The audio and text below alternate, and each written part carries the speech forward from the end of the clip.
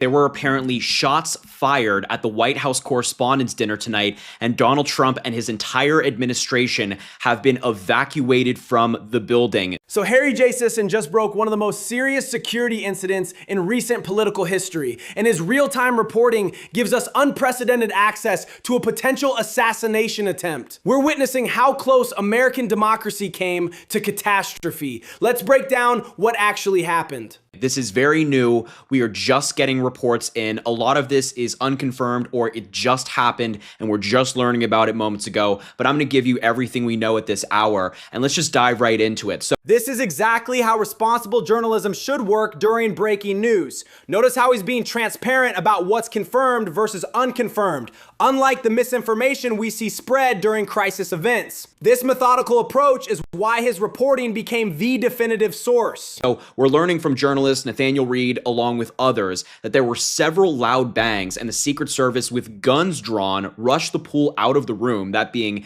the Hilton where they're hosting the White House Correspondents' Dinner. The Secret Service pushed us back, screaming, "Shots fired." The Washington Hilton has haunting history. Reagan was shot just outside in 1981. Secret Service screaming "shots fired" means lethal force protocols activated. When agents draw weapons at a formal event, they've identified an imminent threat to life. Of course, this is the White House Correspondents' Dinner.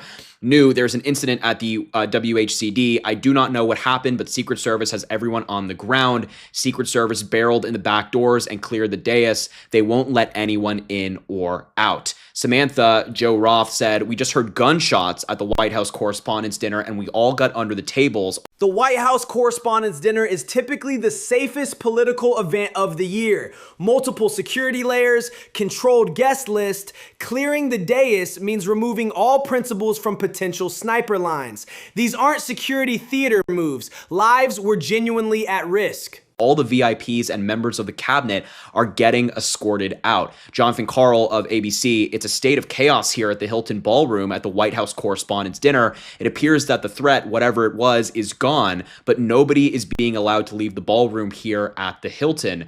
Jonathan Karl has covered every administration since Reagan. His description of chaos carries weight. Keeping people locked down after threat neutralization indicates concern about coordinated attacks or secondary devices. This wasn't standard protocol, it was crisis management. And you can see immediately in the back, this is where Donald Trump was sitting. You can see him right there get picked up by the agents around him and rushed out. He looks like he fell, actually. It looks like Donald Trump fell. Let's watch that back one more time. He gets up, and it actually looks like he fell. This footage captures a moment that could have changed American history forever. Trump falling could be protective tackle or stumble under stress. Either way, we're seeing how close we came to witnessing the assassination of a former president on live television. You can see the Secret Service on stage securing it. They are heavily armed. They have rifles, and they're all on the stage. And it looks like from this angle that there was just a loud bang and like everybody turned their head. Just watch this.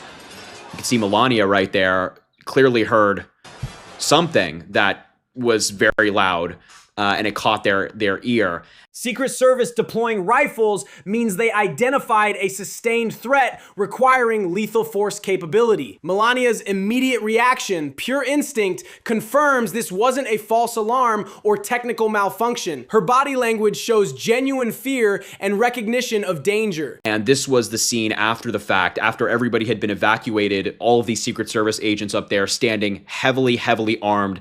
This was the scene for many minutes. It still is at the time of filming this. The Secret Service is still securing the perimeter. Heavily armed agents are up there with their rifles ready to protect the president and the people around him if anything attacks them, any threat becomes apparent. Sustained armed perimeter for this duration indicates ongoing threat assessment. They're not just securing the scene, they're prepared for follow-up attacks or accomplices. This level of response suggests intelligence about a broader plot, not a lone wolf incident. So it is obviously, as you can see, chaos. I'm like trying to read the news while this is taking place to give you the most recent updates that we have.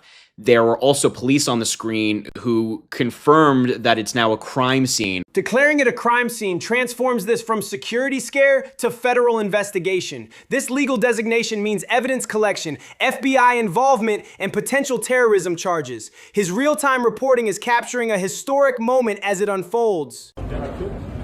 It is now a crime scene. Secret Service is in custody, has the person in custody.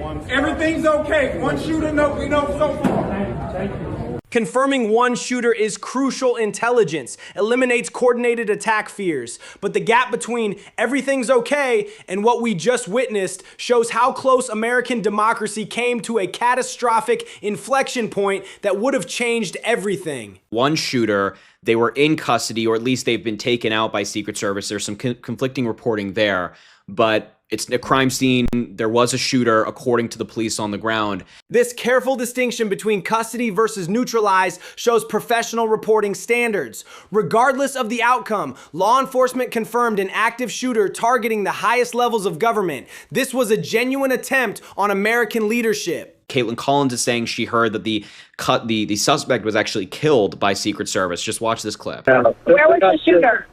Somewhere out there. In the lobby? In the lobby? All right, control. All right, guys. I just want you to know this is not verified. We're just listening to what's happening right now. But we have security around us, and it's Secret Service because there's a lot of members of the administration here. The Secretary of Education is seated right next to me, and her security just said, confirmed that there was a shooter in the lobby. It's not clear where. Obviously, it's a very big hotel. In the lobby of the Hilton, they said he is confirmed dead. We don't know anything more than that.